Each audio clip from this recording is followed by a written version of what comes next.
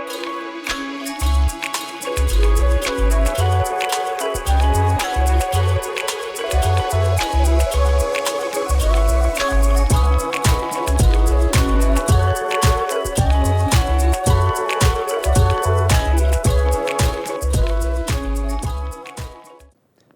evening and welcome to the Red Fox Roundup, where we come full circle on the sports news of the week. Alongside Joe Simeone and Billy Floyd, I'm your host, Matt Depola. This week we will be discussing the latest news around the NFL, the end of the college football season, and upcoming bowl games, and what's new in the NBA. Starting with the NFL, this past weekend the Broncos ended the Patriots' undefeated run. What went wrong for the Patriots, guys? Well, Matt, I believe that the injuries were the deciding factor for the Patriots. Julian Edelman, Danny Amendola, and Deion Lewis were all out before the game start, and Rob Gronkowski went down in the late fourth quarter with a knee injury. This is a huge blunder as it takes away from all of Tom Brady's favorite targets on the offensive side of the ball. On the defensive side of the ball, they were missing key defensive players such as Jamie Collins and Dante Hightower. Both Collins and Hightower are the heart of this Patriots defense. Losing both of them was a big blow to the Patriots as it significantly weakened an already mediocre defense. It's very hard to win a game in the elements, and especially when you're playing away. When you throw injuries on top of all of that, it's almost impossible to win. Tom Brady did suffer, losing a lot of targets as his injuries went down, but he threw for 280 yards, didn't throw a pick, and threw 3 touchdowns. So he did his job. He did all he could do. That's all said and done. The rushing game, however, was pretty much not available at all. LeGarrette Blount had 27 yards rushing, and Brandon Bolden had 11 yards rushing, so it was pretty much non-existent. They couldn't do much against the stellar Broncos defense, and that is what went wrong for the Patriots there. But the main concern for the Patriots in that game that changed everything that was going on was the fumble in the fourth quarter on the muff punt by Chris Harper, the rookie out of Cal who was undrafted, who was actually cut because of the fumble. That fumble was the major changing point in that game because it was 21-7, and after that fumble, the Broncos ended up getting the ball back. They scored a touchdown. It changed everything. The Patriots, if they kept the ball and didn't have the fumble, they would have been able to run some clock out because it was in the fourth quarter. Maybe it would have been tough for Osweiler, the backup quarterback starting in his second career game, to drive him all the way back down the field and score more. So I just think that really ruined it. I feel bad for Harper, rookie, but whatever happens, happens, and that just screwed the Patriots over. Yeah, that play really was a turning point in the game. That being said, did Denver deserve to win this game? Given the state of the Patriots, it was the Broncos' game to lose. That being said, it wasn't all downhill for just the Patriots. T.J. Ward and Sly Williams both went out early in the first quarter after colliding with each other with ankle injuries, which both kept them sidelined for the rest of the game. As well, Demaryius Thomas was targeted 13 times and only came away with 1 reception for 36 yards. That's a huge blunder to Osweiler's offense. As a rookie quarterback, you look for your top receiver. Not having him available to him hurt him tremendously. That being said, Emmanuel Sanders stepped up huge for the Broncos.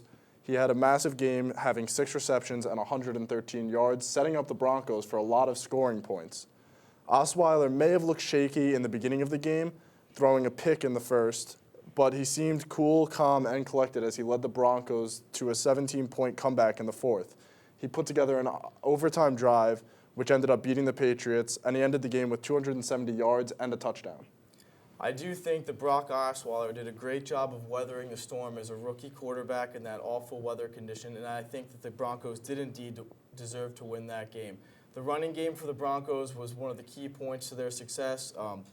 C.J. Anderson ran the ball for 113 yards, including 2 touchdowns, one of them being the game-winning touchdown in overtime. There was a 57-yard run after the Patriots went 3-and-out on their first drive. So I think that was the key point to that game, and that's why the Broncos won. And any team that knocks off a good team like the Patriots, who have been undefeated this whole season, is a well-deserving win. No one's going to luckily beat them. No one's going to get by slightly. If you beat the Patriots, you beat the Patriots, and you really deserve to win that game. So Denver deserved to win that game, but do you think officiating had an effect on the game? There was an offensive pass interference called on Rob Gronkowski and also holding called on Patrick Chung in the end zone. Did that play an effect in the game? I think those 2 penalties were hugely impacted the game, and I think that they were penalties because the NFL is more calling the ticky-tacky kind of type penalties nowadays, which is kind of tough because the NFL players want to play.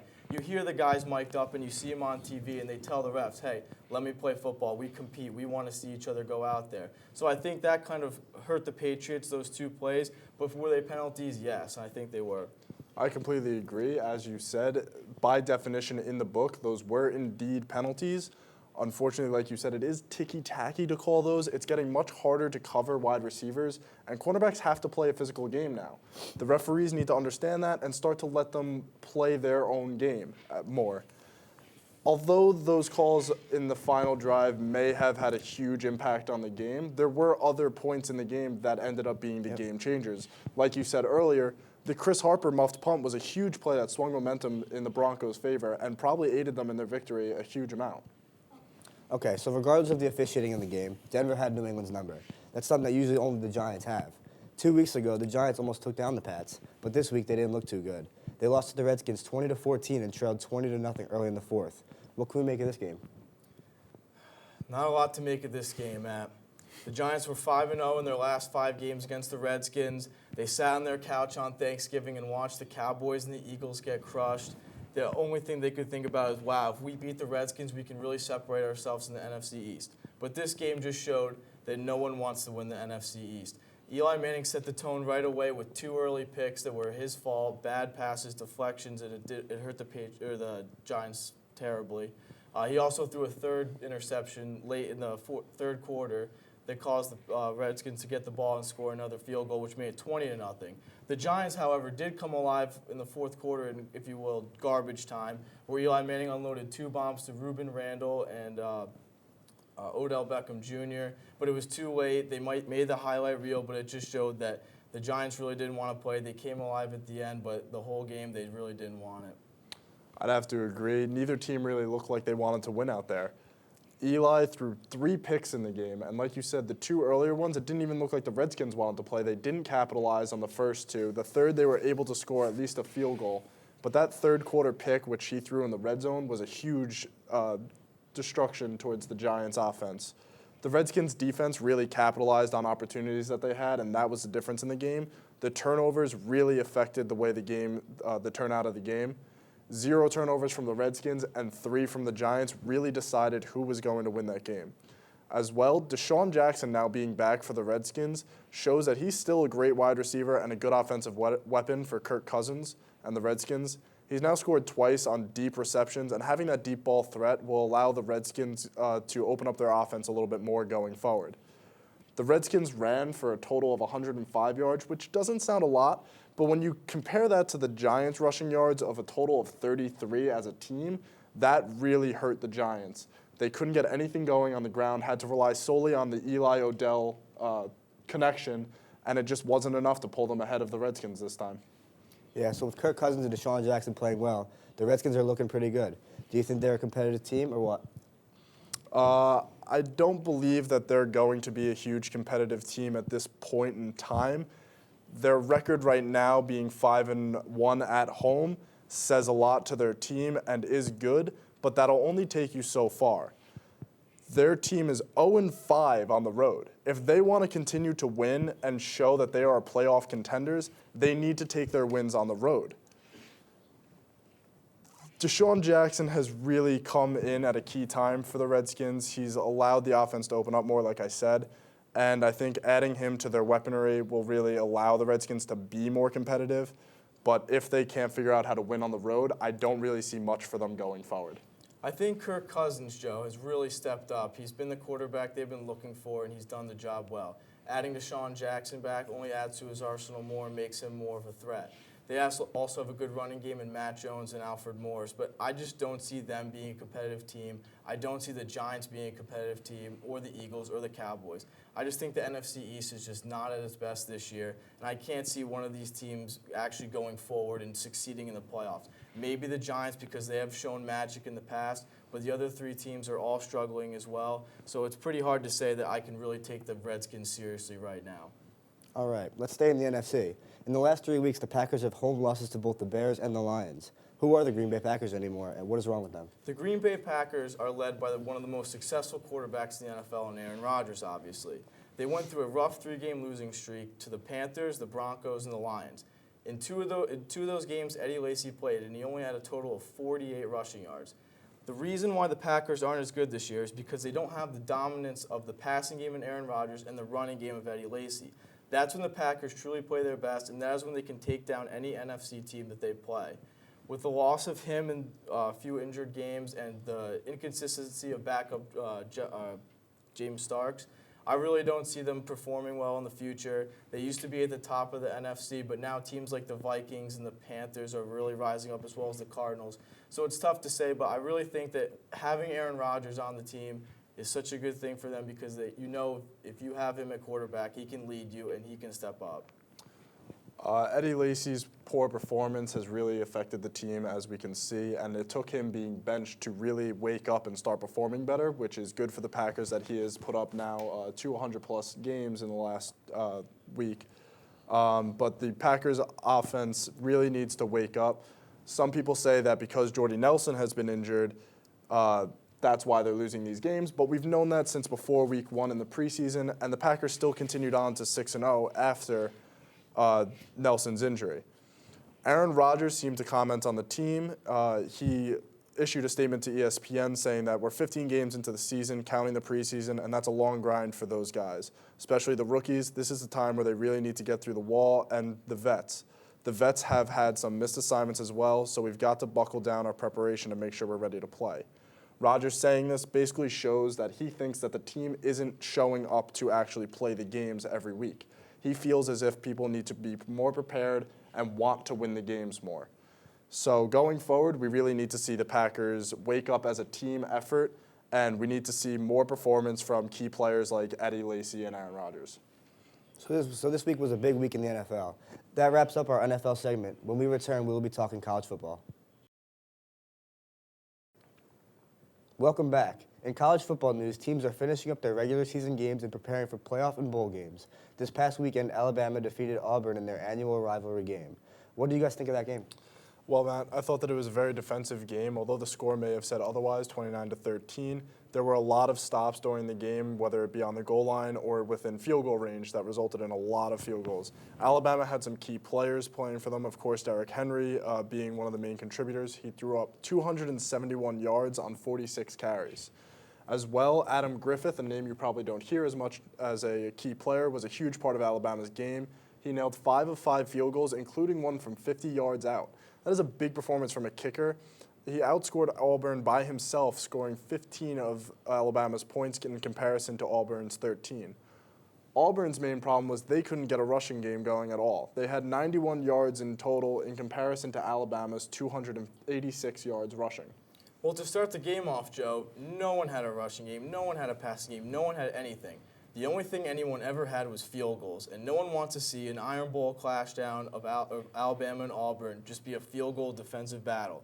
It took a while for the game to get going, but it really opened up when Jeremy Johnson connected on a 77-yard touchdown pass that really sparked it up for Auburn. At that point, it was 19-13, and Alabama answered immediately with a field goal. And then that broke out when Derrick Henry, the star of the show, ran for a 25-yard touchdown to really solidify the victory for Alabama. Derrick Henry, however, did have 46 carries, which was a career high for the Heisman candidate, with 271 yards and that one big touchdown. So I really think he carried the load, as well as Adam Griffith with those clutch field goals, and I was very impressed with those two performances. Let's move on to the Big Ten. Ohio State and Michigan. It's not looking like either of these teams are going to be in the college football playoff, but Ohio State took care of business this week. What do you guys think of that game? Well, I thought that Michigan coming in had only given up 100 yards rushing in every game, and it was just a defensive collapse. Ohio State came in and threw up 369 rushing yards, 214 from Ezekiel Elliott and 139 from J.T. Barrett. Michigan, on the other hand, had no rushing game at all. With only 57 rushing yards as a team, that's abysmal. Jake Rudock was able to perform, passing for 263 yards and a touchdown, but was forced to leave the game early, just like most Michigan fans, as Ohio State continued to pour on the points. The most impressive thing for me was Ohio State going into the big house with their backs against the walls and everything not looking good for them. They lost against Michigan State on a really tough game-winning field goal by the Michigan State kicker, and that pretty much eliminated them from the playoff, as you think.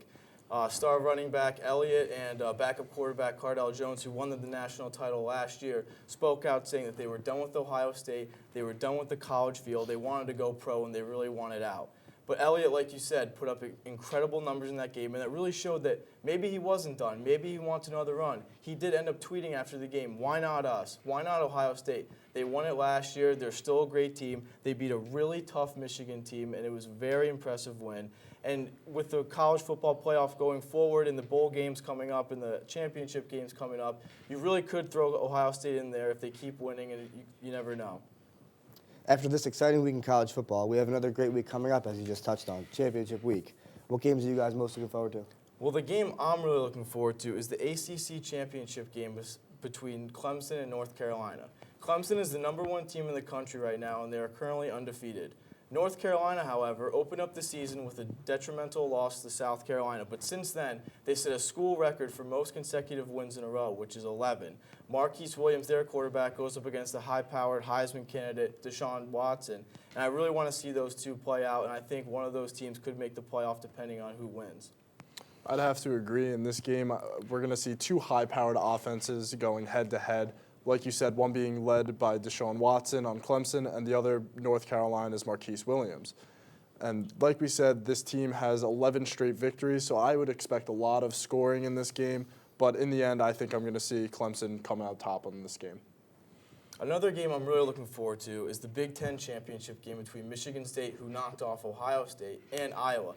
Iowa is currently undefeated, and they're 4th in the playoff ranking right now, while Michigan State is just on the brim of making it.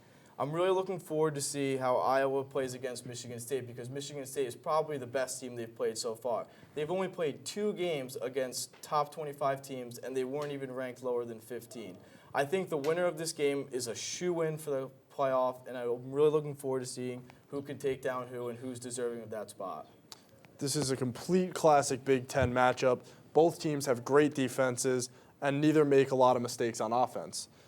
I would expect a very fairly low-scoring affair between the two, and I think the team that makes the last mistake will end up taking the loss.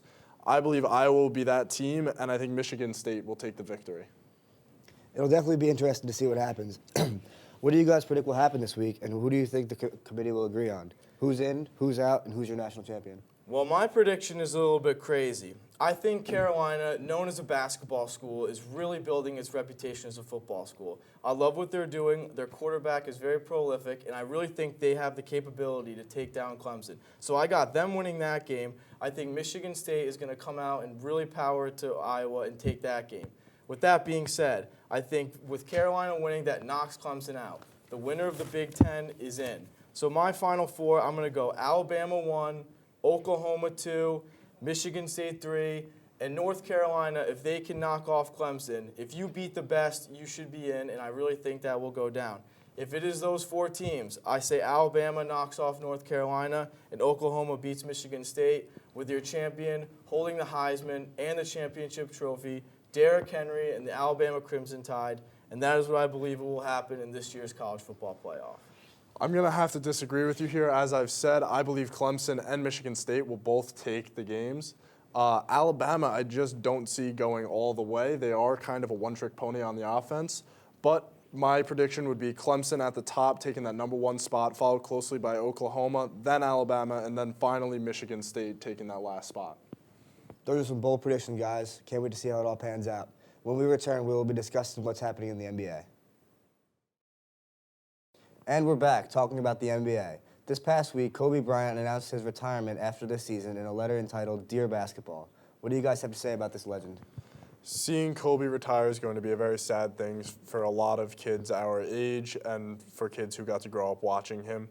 Everybody's going to remember him playing, especially his huge, great games and his championships. Kobe was basically the Michael Jordan of our era. And I can't tell you anything more than I love to do than to go on YouTube and watch old Kobe clips and just reminisce about how good he used to be. That being said, his retirement was no shock. We knew he was getting older. His performance has diminished, and injuries have just been plaguing him over the last couple of years. It was about time he took a break from the game. I think this retirement will benefit the Lakers as it will take the ball away from Kobe, who seems to be taking a lot of wild shots recently. And it will put the ball in younger player hands who need to develop like D'Angelo Russell. Well, over the past 2 previous seasons, he suffered a detrimental Achilles injury and a shoulder injury. He's played 41 games in the past 2 years, so you've kind of seen Kobe Bryant fade away. But it is finally sad to actually see him say, "I'm walking away from the game." A 17-time All-Star, 5-time champion, and a 2-time Finals MVP. This man is truly a legend. I don't know one kid who takes a shot with a piece of paper into a garbage can and says a different name that is not Kobe. He is a true legend, and we will all miss his presence on the basketball court. I do like what you said about him chucking up shots. It is very important for guys like Jordan Clarkson, D'Angelo Russell, and all of them to get shots and get better as they go and they get older, because he's really the cancer of the team right now. But if you watch him play and you see him now, he's only averaging above 15 points a game and shooting 30% from the field. But you can't take that away from his legendary career, because he did way too much for the Laker organization, and more importantly, he did a lot more for basketball and the fans of the game. It'll definitely be sad to see Kobe retire. Move on to this Knicks-Rockets game. What do you guys take from that one? The Knicks-Rocket game was a great game, a hard-fought game for the Knicks. Carmelo was out of the game suffering from an illness and was unable to play. That being said, the Knicks fans felt they had almost no chance against this Rocket team. Harden played like normal, James Harden. He threw up 26 points, but the real focus for the Knicks fans should be Afflalo and Porzingis. Afflalo had an amazing game, shooting 13 for 19 from the field and 2 for 4 behind the arc. He would finish off the day with 31 points. And Porzingis, despite being posterized by Howard late in the game, still put up 20 points, going 8 for 13 from the field and grabbing 13 rebounds for his team. Although the Knicks blew the game at the end with a couple of costly turnovers, Porzingis has continued to perform at a very high level for the Knicks, and fans should be happy about his development. As well, this was a hard-fought game, and the fact that Afflalo was able to step up and drop 31 points against the Rockets shows that the Knicks can be a force to be reckoned with. They just need a push in the right direction. The Knicks have proved to be a good NBA team this year. They're playing well. Porzingis, their draft pick, is up there. The Knicks actually did beat the Rockets earlier in the season at Houston. But without Melo in this game with his illness, you knew it wasn't looking good. James Harden was coming to the Garden. You know he's hungry to play. He did his thing, dropping 26. But the real story in this game was the outburst by Marcus Thornton, who scored 18 points, all coming after the third quarter. He truly led the team in the fourth quarter and overtime, and James Harden did his thing with the ball, giving great assists to him and Trevor Ariza to knock down threes. As a Knicks fan, as soon as James Harden hit that or missed that jumper at the end of the game in regulation, you kind of had hope that they could win, but in overtime you just knew it's James Harden, it's the Rockets, there's no Melo. There wasn't that much hope in that game, and it was sad to see the Knicks lose, even though they really could have won that game earlier on. Another game that I really enjoyed this weekend was the Pacers against the Lakers. Paul George was just an absolute dominant force in that game. He put down 39 points in the game. He was 10 for 21 from the field and 5 from 10 from behind the arc. He would help the Pacers lead them to victory, and his performance helped the Pacers improve to an 11-5 record. The Lakers, however, seem to continue to struggle, and that could be due to Kobe's performance this year. It's one thing for Kobe not to be putting up his typical scoring, but he has just been absolutely shot crazy recently. I understand that it is his last season, and he might want to go out with a bang, but forcing these shots is not the way to do it. Kobe would finish this game with 13 points, but he was 4 from 20 from the field, which is a terrible performance. As well, the Lakers need to help D'Angelo Russell really develop as a player. His 18 points and 4 for 11 shooting is not enough to lead this team. The Lakers organization needs to take the ball away from Kobe more and give it to young players like D'Angelo Russell and let him develop to lead the team in the future. Now, the scoreboard did say 107-103 Pacers. I'm not that excited about the score. If you see you're playing the 2-win Lakers in a game, no one's really going to get hyped up about that. What really got me amped was watching Paul George drop 39.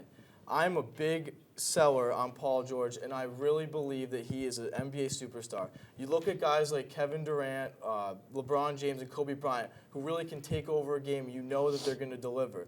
I think Paul George is up and coming. He's only 25 years old. He's 4th in the league in scoring. He did come off that gruesome leg injury playing for Team USA 2 summers ago that only limited to 8 games last year. But he is back. He is in force. 27.2 points per game, 3rd in 3-point field goals made, and top 5 in three-pointer percentage. I don't think anyone's stopping him, and he is making the Pacers a good basketball team like they were a few years ago. You plug in Monte Ellis, you plug in the other pieces that they have. he can lead this team to the playoffs, and it's good for the East because they're known as a weaker conference. But now with the Pacers upcoming, it's going to make things more exciting and bring more pressure for the Cavs. Absolutely. This Saturday, the Cleveland Cavaliers head to Miami to play the Heat. What do you guys predict is going to happen in this game? Well, LeBron James won 2 championships alongside Chris Bosh and Dwayne Wade, and he has done so much for Miami in that organization. He's been with the Cavs this is his 2nd year now. So I think Miami, if anyone's sour about him leaving and going back to Cleveland, I really think they've gotten over that. They've appreciated the greatness that he's really done. He's best friends with Dwayne Wade, and you always want to beat your best friend. And in the past, Dwayne Wade and LeBron go at it when they go against each other. So I know that this Saturday, you're in for a good game with 2 of the best players to play the game going head-to-head, especially in Miami with all the drama going on. It's going to be a good game to watch. I absolutely agree. LeBron and the Cavs are going to be looking to take another victory from LeBron's former team, the Heat. They beat them earlier in the year, and last year they split 4 times. They split when they faced 4 times. Both teams won when they were playing at home. So we've seen the Cavs win at home now. They're going to play in Miami. It'll be interesting to see if they can beat the Heat at home or if they're going to fall again when playing away. It should be a great game to watch, especially when you look at last game when they faced up. LeBron James and Kevin Love dropped 29 and 24 points. Love had 14 rebounds as well, and Dwayne Wade had 25 points, and Bosh added to that with a 16-point game. So it'll be interesting to watch these 2 key players on both teams face off and see which team can come away with a victory. Nothing I'm looking more forward to than opening those Christmas presents and eating a fine meal and sitting down on my couch at 5 p.m. that day to watch the Cavaliers go into Golden State and see them try to knock off the top-heated Warriors. Both teams are obviously the 2 best teams in the conference, and the Warriors knocked off the Cavs in LeBron's 3rd loss in the finals. He really is going to want to come back. He's really going to want to play hard. And I know that watching that game on Christmas Day after a long day of festivities is really going to top off the day. I think LeBron's going to be playing his heart out during this game. As we know, like you said, they were defeated last year in the finals, and LeBron's going to be looking for vengeance, especially against the Warriors who are doing so well this team. I'm sure LeBron and the Cavs want to prove that even though the Warriors are doing so well, they can still top them and beat them in this game. So you picked the Cavaliers. Do you think this is the first Warriors loss of the season? How long can their streak go? I believe that the streak will go as far as the Cavs. I see their schedule coming up for the Warriors, and I see the Raptors, I see the Pacers, I see the Celtics. Yes, these are going to be tough games for the Warriors to compete in, and it will be a struggle for them to keep that undefeated record. But I think the Warriors will be able to move past these teams, and I think their toughest game is going to be against the Cavs and LeBron. I think that LeBron and the Cavs are going to be the ones to end their undefeated streak. I totally agree. I think the Cavs are going to knock them off. The Warriors do have an upcoming 6-game road trip. But when you look at the games and you look at other road trips and you look at upcoming games for the Warriors, you keep thinking, oh, they could lose this game, maybe this one. But no, they just keep on winning. They keep getting it done, and they keep dominating. I really think the Cavs are going to be the best team they face going forward, and I think they're going to knock them off, and that will be their first loss. And that wraps up tonight's show. Tune in next semester for more episodes of the Red Fox Roundup. He's Joe Simeone, that's Billy Floyd, I'm Matt Depola, and we're off.